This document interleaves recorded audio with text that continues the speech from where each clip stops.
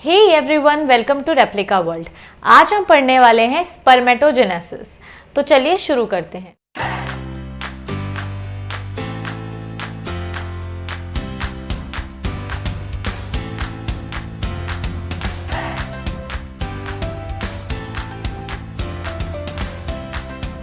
तो स्पर्मेटोजेनेसिस की जो प्रोसेस होती है उसका मतलब होता है स्पर्म फॉर्मेशन की प्रोसेस। बेसिकली अगर हम बात करें स्पर्मेटोजेनेसिस से पहले गैमेटोजेनेसिस की, तो गैमेटोजेनेसिस क्या होता है? गैमेटोजेनेसिस एक प्रोसेस है गैमेट बनने की, यानी it is the process of formation of gametes. Gametes के बारे में हम जानते ही हैं कि गैमेट्स की वजह से ही जो रिप्रोडक्शन होता है वो होता है। गैमेट जो होते हैं वो आपस में फ्यूज करते हैं जिनसे कि जाइगोट बनता है और लेटर ऑन फिर उससे एक पूरा इंडिविजुअल बनता है। तो गैमेट के बारे में हम जानते हैं कि गैमेट क्यों होता है और किस लिए होता है। ठीक है, तो ये तो बात होती है गैमेट की। तो इसके फॉर्मेशन को हम लोग गैमेटोजेनेसिस बोलते हैं। तो जो गैमेटोजेनेसिस होते हैं बेसिकली उस प्रोसेस में क्या होता है, कुछ पर्टिकुलर सेल्स होते हैं जिनसे ही गैमेट बन सकता है। ऐसा नहीं है कि बॉडी के किसी भी सेल से गैमेट बन सकते हैं, कुछ पर्टिकुलर सेल्स होते हैं जिनसे गैमेट बनता है। तो उन सेल्स को हम लोग जर्मिनल सेल्स या जर्म सेल्स बोलते हैं। ठीक है,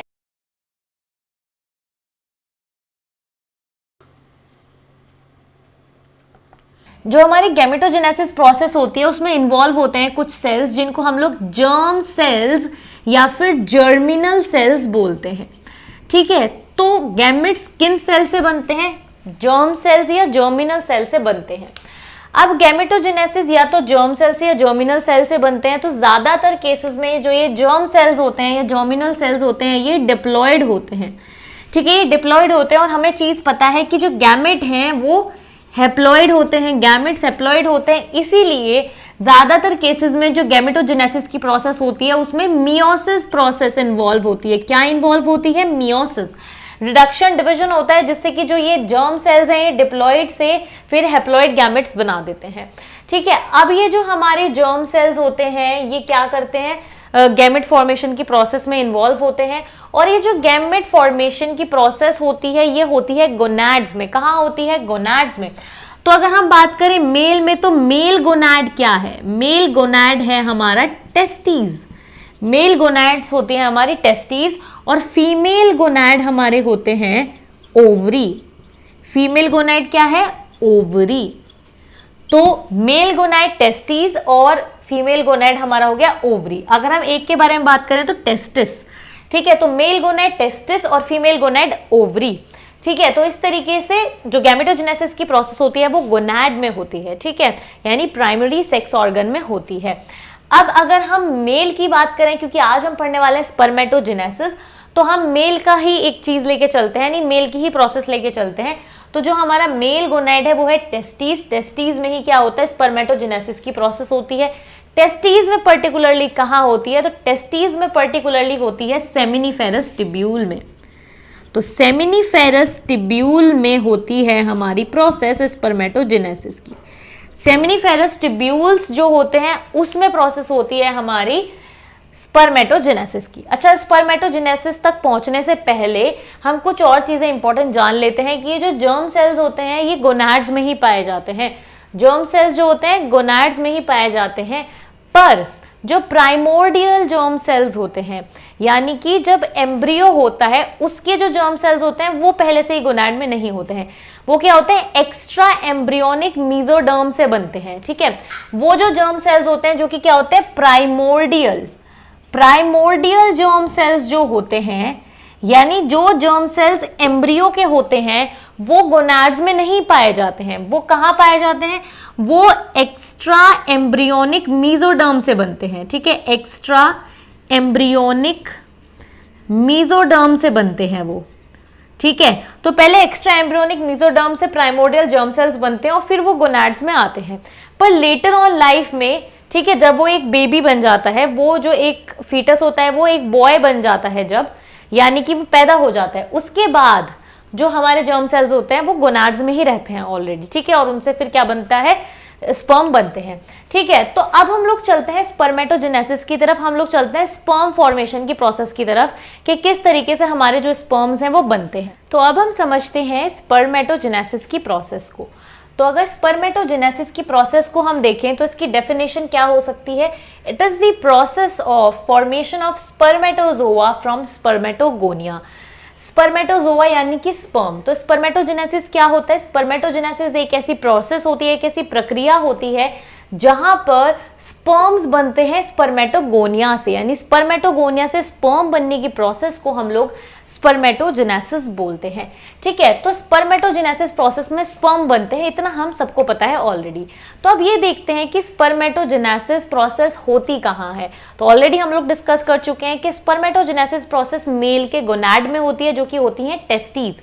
तो हम लोग बोल सकते हैं, अगर हम इसका प्लेस बोले कि कहाँ होती है ये प्रोसेस, तो ये होती है टेस्टीज में। ठीक है, टेस्टीज में भी कहाँ होती है? सेमिनिफेरस ट्यूब्यूल में। और सेमिनिफेरस ट्यूब्यूल में भी कौन इसमें इन्वॉल्व होते हैं? इसमें इन्वॉल्व होते हैं germinal cells, germinal epithelium cells. ठीक है, तो कौन कहाँ होते हैं? ये प्लेस होती है स्पर्मेटोजेनेसिस की टेस्टीज। टेस्टीज में कहाँ होते हैं? सेमिनिफेरस ट्यूब्यूल में। और सेमिनिफेरस ट्यूब्यूल की जो जर्मिनल एपिथेलियम होती है वहां पर ही, उसकी हेल्प से ही स्पर्मेटोजेनेसिस होता है। कैसे समझें इस चीज को?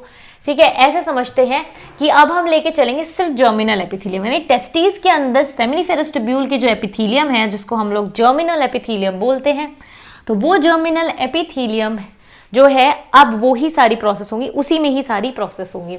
ठीक है, तो हम लोग लेके चलते हैं सिर्फ और सिर्फ जर्मिनल एपिथेलियम को। तो जो हमारा जर्मिनल एपिथेलियम होता है उसके पास दो टाइप्स के सेल्स होते हैं, दो टाइप के सेल्स होते हैं जर्मिनल एपिथेलियम के पास। तो यहां पर हम लिख लेते हैं जर्मिनल एपिथेलियम। तो जो जर्मिनल एपिथेलियम होता है उसके पास दो टाइप्स के सेल होते हैं। पहला टाइप होता है आपका सपोर्टिंग सेल, सपोर्टिंग सेल और सर्टोलाई सेल। ओके, और दूसरे टाइप के सेल्स होते हैं प्राइमरी मेल जर्म सेल्स। तो इस तरीके से हमारे पास दो टाइप के सेल्स होते हैं। पहले सेल्स होते हैं सपोर्टिंग सेल्स और दूसरे टाइप के सेल्स होते हैं primary male germ cells. Okay, so दो टाइप के सेल्स होते हैं Sertoli cells and primary male germ cells. पहले टाइप के जो सेल्स होते हैं वो होते हैं सर्टोलाई सेल्स। ठीक है, सर्टोलाई सेल्स जैसे कि इनके नाम से पता चलता है ये सपोर्टिंग सेल्स होते हैं। इनका काम होता है सपोर्ट करना। ये काम करते हैं एफएसएच के इन्फ्लुएंस में। एफएसएच एक हार्मोन होता है जो कि होता है follicle stimulating hormone. Follicle stimulating hormone anterior pituitary secrete करता है और फॉलिकल स्टिमुलेटिंग हार्मोन के इन्फ्लुएंस में ही सर्टोलाई सेल काम करते हैं। सर्टोलाई सेल का काम होता है कि एक तो ये नरिशमेंट प्रोवाइड करते हैं, ठीक है, नरिशमेंट प्रोवाइड करते हैं, सपोर्ट प्रोवाइड करते हैं। स्पर्मेटोजेनेसिस के दौरान जो सेल्स बनते हैं उनको, स्पर्मेटोजेनेसिस के दौरान जो सेल्स बनते हैं उनको सपोर्ट प्रोवाइड करने का काम करते हैं सर्टोलाई सेल। साथ साथ में ये एक अटैचमेंट की जगह प्रोवाइड करते हैं, एक अटैचमेंट पॉइंट प्रोवाइड करते हैं स्पर्मेटिड्स को। ठीक है, हम समझेंगे कैसे प्रोवाइड करते हैं। ठीक है, तो इस तरीके से ये तो बात हुई सर्टोलाई सेल की। जो मेन यहाँ पे रोल प्ले करता है स्पर्मेटोजेनेसिस में वो है हमारा प्राइमरी मेल जर्म सेल्स। तो प्राइमरी मेल जर्म सेल से ही आगे चल के हमारे स्पर्म्स बनेंगे। तो आइए देखते हैं कि स्पर्मेटोजेनेसिस प्रोसेस में क्या होता है और किस तरीके से जो हमारे प्राइमरी मेल जर्म सेल्स हैं वो बनते हैं। तो हम लोग सिर्फ अब प्राइमरी मेल जर्म सेल्स की बात करेंगे क्योंकि यही हमारे लिए मेन इंपॉर्टेंस रखते हैं। ठीक है, तो अब हम इसकी क्रोनोलॉजी समझेंगे, इसका सिस्टम समझेंगे कि किस तरीके से होता है। तो देखो, सबसे पहले बच्चों आपके लिए एक चीज समझना बहुत इंपॉर्टेंट है कि जो स्पर्मेटोजेनेसिस प्रोसेस होती है उसमें 4 स्टेप्स होते हैं।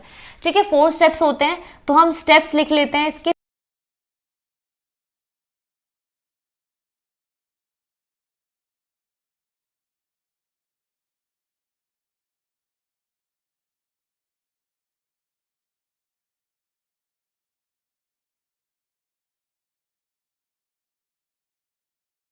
तो अब हम एक एक करके इन सब स्टेप्स के बारे में बात करते हैं कि इन स्टेप्स में क्या क्या चीज़ें होती हैं। ठीक है, तो सबसे पहले हम लोग बात करते हैं मल्टीप्लिकेशन में क्या होता है। ठीक है, मल्टीप्लिकेशन जो हमारा स्टेप है उसमें क्या होता है। तो देखो बच्चों, सबसे पहली बात यह है कि हमारे पास क्या चीज़ है। इस साइड हम लोग समझ रहे हैं।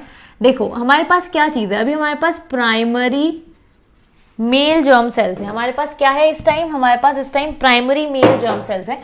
तो हम उनको प्राइमरी जर्म सेल्स लिख लेते हैं फिलहाल के लिए, ठीक है। क्या लिख लेते हैं? Primary germ cells. हमारे पास इस टाइम प्राइमरी जर्म सेल्स हैं, तो मल्टीप्लिकेशन फेज जो होता है उसमें क्या होता है, जो हमारे प्राइमरी जर्म सेल्स होते हैं जो कि डिप्लॉयड हैं, इनमें माइटोसिस होता है। याद रखेंगे हम लोग माइटोसिस, मल्टीप्लिकेटिव डिवीजन माइटोसिस। इसमें माइटोसिस होगा जिससे प्राइमरी जर्म सेल से हमारे पास बन जाते हैं स्पर्मेटोगोनियल सेल्स। इससे बन जाते हैं स्पर्मेटोगोनियल सेल्स। तो स्पर्मेटोगोनियल सेल्स हमारे बन जाते हैं इसमें, ठीक है। अब स्पर्मेटोगोनियल सेल्स भी क्या होते हैं? हमारे डिप्लॉयड होते हैं, ठीक है। तो प्राइमरी जर्म सेल्स में माइटोसिस होते हैं जिससे हमारे स्पर्मेटोगोनियल सेल्स बन जाते हैं जो कि 2n होते हैं, ठीक है। ये बात है सेक्सुअल मैच्योरिटी से पहले की, ठीक है। तो अभी तक स्टार्ट नहीं हुई है हमारी स्पर्मेटोजेनेसिस, अभी तक स्टार्ट नहीं हुई है। प्राइमरी जर्म सेल्स माइटोसिस करके स्पर्मेटोगोनियल सेल्स बना के रखते हैं, ठीक है। तब तक मैच्योरिटी नहीं आती है मेल के अंदर। फिर जैसे ही वो जो बॉय होता है उसकी उम्र 13 से 14 साल होती है तो स्पर्मेटोजेनेसिस प्रोसेस होना शुरू हो जाती है। तब क्या होता है, जब वो जो पर्सन है वो मैच्योर हो जाता है, प्यूबर्टी आ जाती है उस बॉय की, यानी वो 13 से 14 साल का हो जाता है, तब उसमें सेक्सुअली मैच्योर वो हो जाता है, यानी उसमें सेक्सुअल मैच्योरिटी आ जाती है। और ये जब जो स्पर्मेटोगोनियल सेल्स हैं इनमें माइटोसिस होती है बहुत बार, इनमें माइटोसिस होती है बहुत बार, लगातार माइटोटिक डिवीजन इसमें चलता रहता है जिससे कि बहुत सारे स्पर्मेटोगोनियम बन जाते हैं। क्या बन जाते हैं? स्पर्मेटोगोनियम, ठीक है। तो स्पर्मेटोगोनियल सेल से बहुत सारे स्पर्मेटोगोनियम बन जाते हैं माइटोसिस की वजह से, और ये स्पर्मेटोगोनियम भी डिप्लॉयड ही हैं इस टाइम, ठीक है। तो ये स्पर्मेटोगोनियम बन जाते हैं। अब ये जो स्पर्मेटोगोनियम है ये कब बनते हैं? जब प्यूबर्टी आ जाती है उस बॉय के अंदर, ठीक है। जब वो प्यूबर्टी में पहुंच जाता है, सेक्सुअली मैच्योर हो जाता है, तब स्पर्मेटोगोनियम बन जाते हैं माइटोसिस से। तो ये वाली जो है ये है मल्टीप्लिकेशन। क्या है ये? स्पर्मेटोगोनियल सेल से स्पर्मेटोगोनियम बनने की जो प्रोसेस है ये मल्टीप्लिकेशन फेज में चल रही है, ठीक है। तो ये होता है हमारा मल्टीप्लिकेशन फेज। अब स्पर्मेटोगोनियम दो टाइप के होते हैं, एक होते हैं ए टाइप और दूसरे होते हैं हमारे बी टाइप, ठीक है। तो अब ए टाइप क्या होता है? A type spermatogonium stem cells होते हैं और बी टाइप जो होते हैं वो प्रोजेनाइटर सेल्स होते हैं, ठीक है बच्चों। तो क्या है? ए टाइप होते हैं स्टेम सेल्स और बी टाइप होते हैं प्रोजेनाइटर सेल्स। ए टाइप जो होते हैं वो स्टेम सेल्स होते हैं, मदर सेल्स होते हैं वो, ठीक है। तो ये क्या होते हैं? जो ये ए टाइप के सेल्स हैं जब भी जरूरत पड़ती है तो ये बी टाइप के सेल्स में बदल सकते हैं, ठीक है। ए टाइप के सेल्स क्योंकि स्टेम सेल्स होते हैं तो ये बी टाइप के सेल्स में कभी भी बदल सकते हैं जब भी बॉडी को इसकी जरूरत हो, सिस्टम को इसकी जरूरत हो, ठीक है।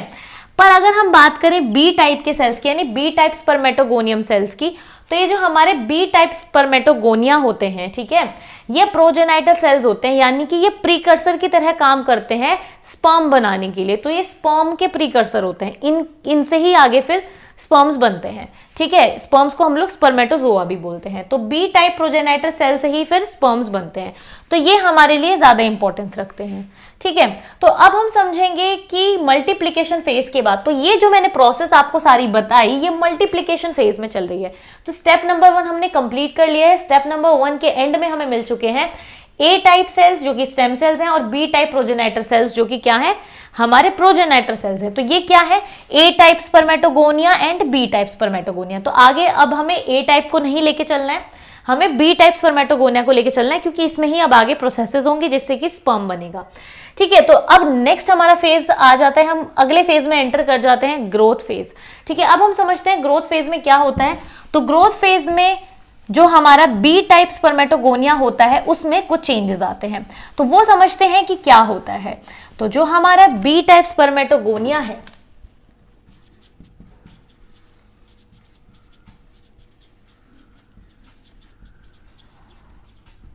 जो हमारा बी टाइप स्पर्मेटोगोनिया है उसमें कुछ चेंजेस आते हैं।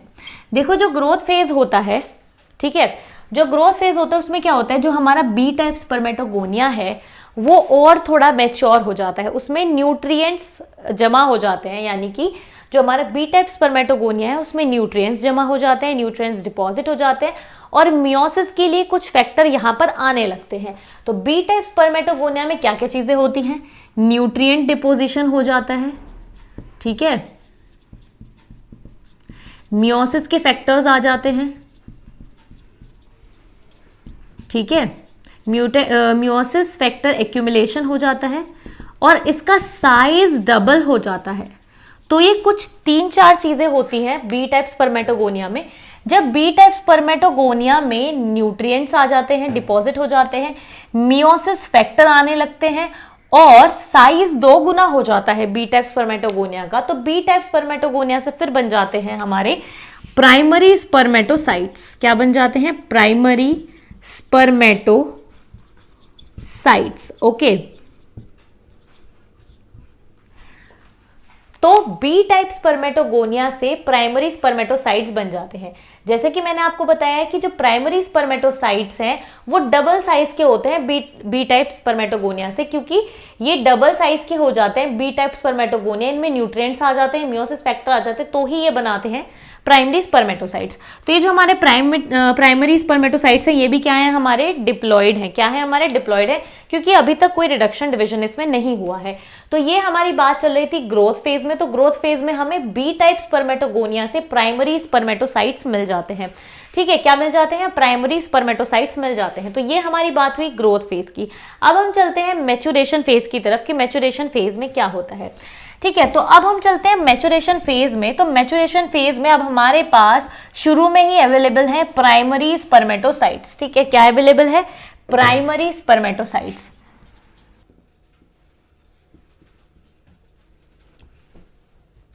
प्राइमरी स्पर्मेटोसाइट्स जब मैच्योरेशन फेज में आते हैं तो इसमें क्या होता है? इस फेज में प्राइमरी स्पर्मेटोसाइट्स में मियोसिस होना स्टार्ट हो जाता है और सबसे पहले मियोसिस फर्स्ट होता है। आपको पता है कि मियोसिस जो प्रोसेस होती है उसमें 2 डिविजन्स होते हैं, मियोसिस फर्स्ट और मियोसिस सेकंड।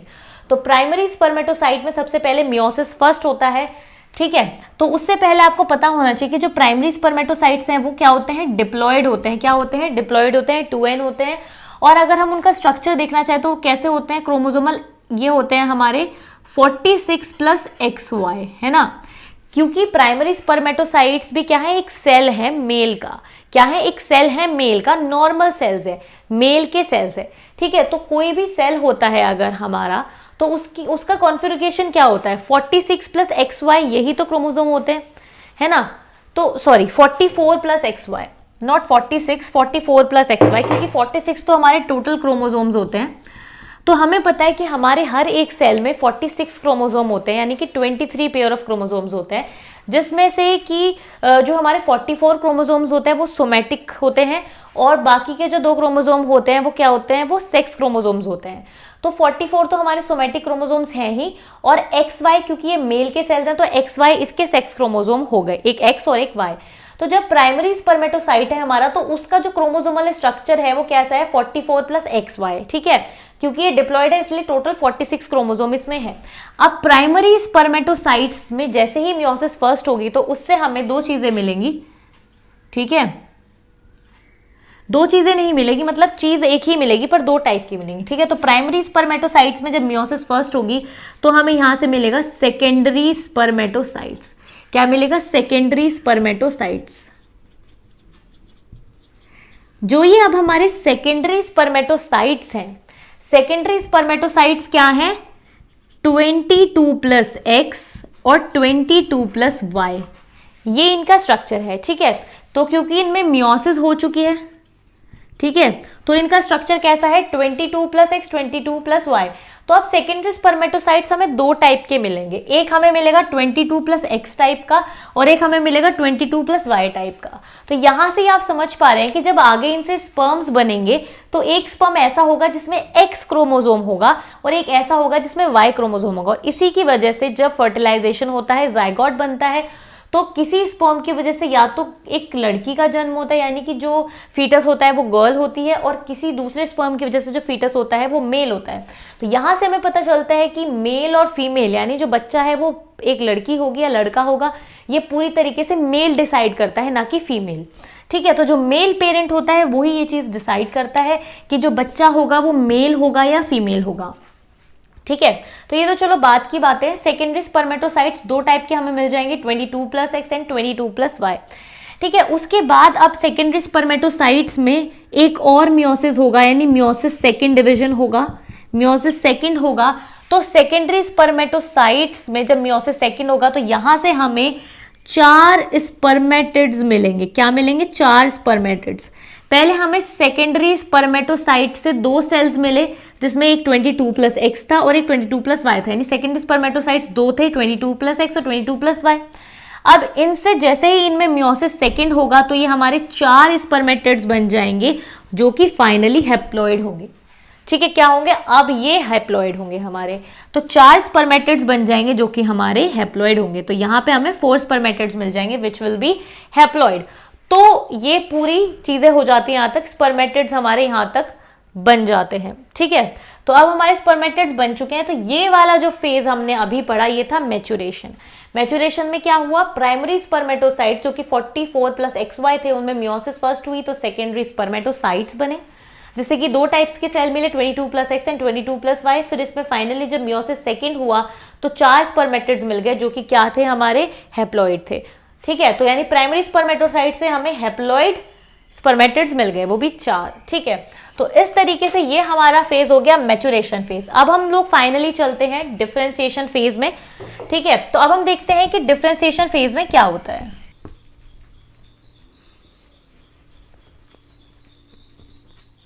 तो अगर हम बात करें डिफरेंशिएशन फेज की कि डिफरेंशिएशन फेज में क्या चीज होती है, तो हमारे पास अब 4 स्पर्मेटिड्स हैं, है ना, हमारे पास स्पर्मेटिड्स हैं अभी। ठीक है, जब हम लोग एक जर्म सेल्स लेके चल रहे, एक जर्म सेल लेके चल रहे हैं तो उससे हमें 4 स्पर्मेटिड्स मिल रहे हैं। ठीक है, तो 4 स्पर्मेटिड्स हमारे पास अभी हैं, तो इनमें डिफरेंशिएशन होगा। कैसे होगा? अब ये जो स्पर्मेटिड्स बन चुके हैं ये सर्टोलाई सेल में अटैच रहेंगे। ठीक है, क्या रहेंगे? सर्टोलाई सेल में अटैच रहेंगे, और सर्टोलाई सेल में अटैच रहकर जो सर्टोलाई सेल है वो इनको नरिशमेंट प्रोवाइड करेंगे और स्पर्मियोजेनिक सब्सटेंसेस इनमें डिपॉजिट करवाएंगे। ठीक है, स्पर्मियोजेनिक सब्सटेंसेस में डिपॉजिट करवाएंगे।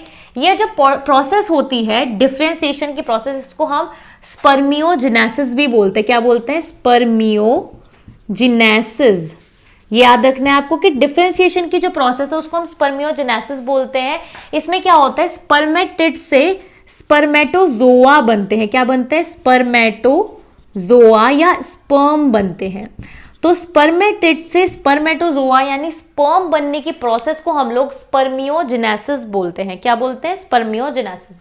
तो स्पर्मेटोजेनेसिस को स्पर्मियोजेनेसिस से कंफ्यूज नहीं करेंगे आप लोग, क्योंकि spermatogenesis is the complete process of formation of sperm from spermatogonia. Spermatogonia जो इनिशियल में बी टाइप स्पर्मेटोगोनिया थे ना, उनसे स्पर्म बनने की प्रोसेस को यानी कंप्लीट प्रोसेस को स्पर्मेटोजेनेसिस कहते हैं। पर जो ये हमारा लास्ट वाला स्टेप है जहां पर स्पर्मेटिड से स्पर्मेटोजोआ यानी स्पर्म बन रहे हैं, सिर्फ उस स्टेप को हम लोग स्पर्मियोजेनेसिस बोलते हैं। ठीक है, तो अब स्पर्मियोजेनेसिस में क्या होता है? ये जो सर्टोलाई सेल्स हैं इनमें अटैच रहते हैं हमारे स्पर्मेटिड्स। ठीक है, तो आपने कोई एक डायग्राम भी देखा होगा, हमने पिछले एक वीडियो में इसको डिस्कस किया था कि जैसे ये हमारा सरफेस है सर्टोलाई सेल का, तो यहाँ पे ये स्पर्मेटिड्स इस तरीके से अटैच रहते हैं, इस तरीके से अटैच रहते हैं। तो यहाँ पर कुछ चेंजेस होते हैं सर्टोलाई सेल की हेल्प से। क्या क्या चेंजेस होते हैं? स्पर्मेटिड्स में कुछ चेंजेस होते हैं जिससे कि वो स्पर्मेटोजोआ यानी स्पर्म बनता है। क्या क्या चेंजेस होता है ये वो देखते हैं, क्या क्या चेंजेस होते हैं। ठीक है, तो अब हम चेंजेस देखते हैं कि कैसे स्पर्मेटिड से जो हमारा स्पर्म है वो कैसे बनता है। तो क्या क्या चेंजेस होते हैं? सबसे पहले एक्रोजोम फॉर्मेशन होता है। क्या? एक्रोजोम फॉर्मेशन हो जाता है हमारे स्पर्म में। समझेंगे क्या होता है एक्रोजोम जब हम स्पर्म का स्ट्रक्चर समझेंगे। हमारा जो स्पर्म होता है उसके हेड पर एक सब्सटेंस होता है जिसको हम लोग एक्रोजोम बोलते हैं। जैसे ये हमारा पूरा स्पर्म होता है ना, इस तरीके से हमारा पूरा स्पर्म होता है। ठीक है, तो स्पर्म के हेड पे एक सब्सटेंस होता है जिसको हम एक्रोजोम बोलते हैं। तो एक्रोजोम का फॉर्मेशन होता है जो कि गोल्जी बॉडी की हेल्प होता है। गोल्जी बॉडी ही एक्रोजोम बनाती है। ठीक है, तो गोल्जी बॉडी की हेल्प से एक्रोजोम फॉर्मेशन हो जाएगा स्पर्म में। ठीक है, गोल्जी बॉडीज एक्रोजोम बनाएंगी और स्पर्म को एक्रोजोम देंगी। तो एक ये प्रोसेस होती है स्पर्मियोजेनेसिस के दौरान। ठीक है, साथ साथ में क्या होता है, जो सेंट्रियोल्स होते हैं वो सेपरेट होते हैं, सेंट्रियोल का सेपरेशन होता है। ठीक है, और इसमें और चीजें होती हैं जैसे कि जो माइटोकॉन्ड्रियल स्पाइरल है वो बनती है, माइटोकॉन्ड्रियल स्पाइरल जो है वो बनती है। ठीक है, यहाँ पर ये जो एक्सियल पार्ट होता है, जो ये हमारा टेल है, तो ये जो हमारा एक्सियल पार्ट है, यहाँ पर ये जो अपर पार्ट होता है, यहाँ पे एक माइटोकॉन्ड्रिया का स्पाइरल होता है। तो वो माइटोकॉन्ड्रियल स्पाइरल भी इस स्पर्मियोजेनेसिस की प्रोसेस के दौरान ही बनता है। ठीक है, तो इस तरीके से होता है। यहाँ पर न्यूक्लियस में कुछ चेंजेस आते हैं, न्यूक्लियस में चेंजेस आते हैं, न्यूक्लियस कंडेंस होता है। ठीक है, न्यूक्लियस में क्या क्या चेंजेस आते हैं, कंडेंस होता है और एनलार्ज होता है न्यूक्लियस, एनलार्ज होता है न्यूक्लियस और न्यूक्लियस कंडेंस होता है। ठीक है, इस तरीके से ये कुछ चेंजेस आते हैं न्यूक्लियस के अंदर। इस तरीके से कुछ चेंजेस आते हैं हमारे स्पर्मियोजेनेसिस प्रोसेस में। ठीक है, जो भी स्पर्म्स में चीजें होती हैं वो सब यहाँ पर बनती हैं, समझ रहे हो। स्पर्मेटिड से स्पर्म बनने के दौरान काफी चीजें ऐड होती हैं। एक्रोसोम ऐड होता है, सेंट्रियोल का सेपरेशन, माइटोकॉन्ड्रिया की स्पाइरल, न्यूक्लियस में चेंजेस होना। ठीक है, जो चीजें काम की नहीं होती हैं स्पर्मेटिड्स में वो हट जाना। ठीक है, स्पर्मेटिड्स में कुछ पार्ट्स होते हैं जिनका कोई काम नहीं होता है तो वो भी हट जाते हैं। तो इस तरीके से कुछ चेंजेस होते हैं, ठीक है, जिनसे कि फिर स्पर्मेटिड से स्पर्म्स बन जाते हैं। ठीक है, अब स्पर्मियोजेनेसिस प्रोसेस से ये स्पर्म्स बन गए हैं। अब जैसे ही ये स्पर्म्स बन जाएंगे फिर ये मैच्योर होंगे और मैच्योर होते ही ये सर्टोलाइज सेल से डिटैच हो जाएंगे, यानी सर्टोलाइज सेल से निकल जाएंगे, डिटैच कर लेंगे खुद को। ठीक है, तो इस प्रोसेस को जहां पर ये मैच्योर होने के बाद सर्टोलाइज सेल से अपने आप को डिटैच कर लेते हैं स्पर्म्स, यानी स्पर्मेटोजोआ, इसको हम बोलते हैं स्पर्मिएशन। क्या बोलते हैं इसको, स्पर्मिएशन। तो ये प्रोसेसेस के जो नाम है ये थोड़े से कंफ्यूजिंग हो सकते हैं, पर आपको ध्यान रखना है कि इसको बोलते हैं स्पर्मिएशन। जब ये सर्टोलाइज सेल से अपने आप को डिटैच कर लेते हैं, यानी स्पर्म्स जब अपने आप को डिटैच कर लेते हैं सर्टोलाइज सेल से, उसको हम बोलते हैं स्पर्मिएशन। तो इस प्रोसेस को हम लोग बोलते हैं स्पर्मिएशन। तो एक बार हमारे स्पर्म्स बन जाते हैं, मैच्योर हो जाते हैं, बन जाते हैं, डिटैच हो जाते हैं। ठीक है, डिटैच होने के बाद ये कहाँ जाते हैं, तो जो वास डेफरेंस होता है उसके फर्स्ट पार्ट में और एपिडिडमिस में, यहाँ रहते हैं ये कम से कम 1 महीने तक। ठीक है, यानी मतलब कम ज़्यादा से ज़्यादा 1 महीने तक, 1 महीने तक ये वहाँ पे रहते हैं। अगर इस 1 महीने के दौरान एजैक्यूलेशन नहीं होता है, यूज़ नहीं आता है स्पर्म का, तो वहीं एपिडिडमिस में ही ये डीजनरेट हो जाते हैं। ठीक है, तो एपिडिडमिस में ये रहते हैं। एपिडिडमिस की जो एपिथीलियम होती है वो इनको नरिशमेंट प्रोवाइड करती रहती है स्पर्म्स को। तो एपिडिडमिस में ये टेम्पररीली स्टोर रहते हैं स्पर्म्स। ठीक है, तो इस तरीके से ये पूरी हमारी प्रोसेस हो जाती है स्पर्मेटोजेनेसिस की। ठीक है, तो ये स्पर्मेटोजेनेसिस की पूरी प्रोसेस थी जिसमें कि हमने 4 स्टेप्स पढ़े। ठीक है, तो ये जो टॉपिक है हमारा पूरा कवर हो जाता है स्पर्मेटोजेनेसिस का। पर अभी भी इसमें एक चीज बची हुई है, हार्मोनल कंट्रोल, यानी कि हार्मोन का क्या रोल होता है इस प्रोसेस में, स्पर्मेटोजेनेसिस में, ये हमारा रहता है, जो कि हम नेक्स्ट वीडियो में समझेंगे क्योंकि ये एक फ्रेश टॉपिक होगा। ठीक है, और साथ साथ में हम लोग स्पर्म का स्ट्रक्चर भी समझेंगे कि स्पर्म में क्या क्या चीजें होती हैं और उनका क्या रोल होता है। तो आज के लिए बच्चों सिर्फ इतना ही। मैं उम्मीद करती हूँ कि ये वीडियो आपको पसंद आई होगी। अगर आपका कोई भी क्वेश्चन है या कोई भी सजेशन है तो मुझे कमेंट सेक्शन में ज़रूर बताइए और वीडियो को लाइक करें, शेयर करें और रेप्लिका वर्ल्ड को सब्सक्राइब करें।